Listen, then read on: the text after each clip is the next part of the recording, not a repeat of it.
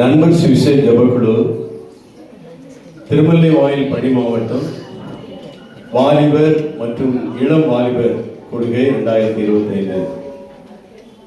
இப்படி ஒரு நிகழ்வை நடத்துவதற்கு நம்மால் முடியாது. தேவன் நமக்கு இப்படிப்பட்டதான ஈவுகளை அருளினார். ஆகவே முதலாவது நம்முடைய தேவாதி தேவனுக்கு நன்றிகளை தெரிவித்துக் கொள்கிறோம். அடுத்ததாக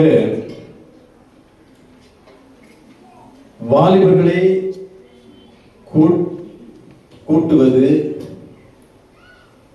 ஒரு கூடுகையை தொடர்ந்து நடத்துவது எவ்வளவு கஷ்டங்கள், பாடுகள், அதன் பின்புறத்தில் எவ்வளவு காரியங்கள் இருக்கும் என்பதை எல்லாரும் அறிந்திருக்கிறோம்.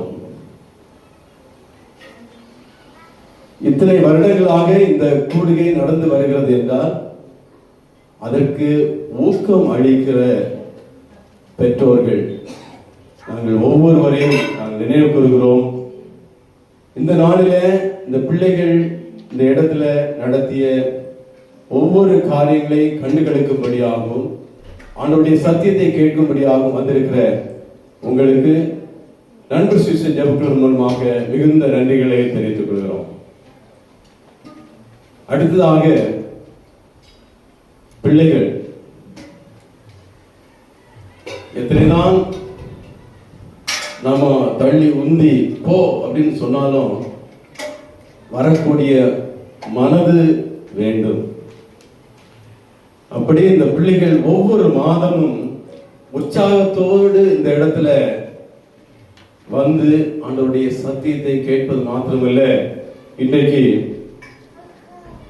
வேதத்துல ஒரு காரியத்தை சொல்லி நீ 5 நிமிடத்திலே நீ ஒரு பிரசங்கத்தை பண்ண வேண்டும் என்று சொன்னால் இந்த இடத்துல அந்த பிள்ளைகள் தயாராய் இன்று தயார்படுத்தப்பட்டிருக்கிறார்கள். அதற்கு காரணம் அந்த பிள்ளைகளுக்கு இருக்கிற உற்சாகம். ஆகவே வந்திருக்கிற ஒவ்வொரு பிள்ளைகளையும் நாங்கள் நண்பர் சுவிசேஷ ஜெபக்குழு மூலமாக உங்களை வாழ்த்தி வரவேற்கிறோம், நன்றிகளை தெரிவித்துக் கொள்கிறேன். அடுத்ததாக இந்த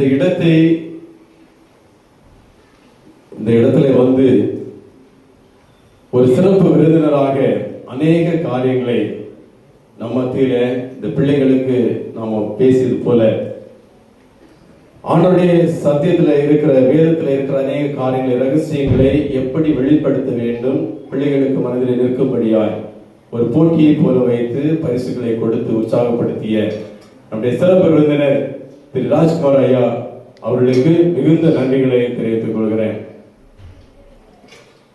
அடுத்ததாக நம்மத்தில ஆண்டவருடைய சத்தியத்தை கொண்டு வந்த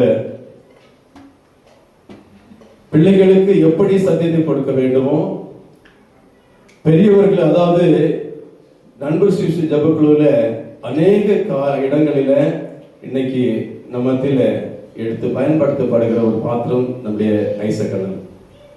முதல்ல வாலிபர் கொடுக்கையில நம்ம கூப்பிட்டோம். இன்னைக்கு ஐயப்பாக்கம் பகுதியில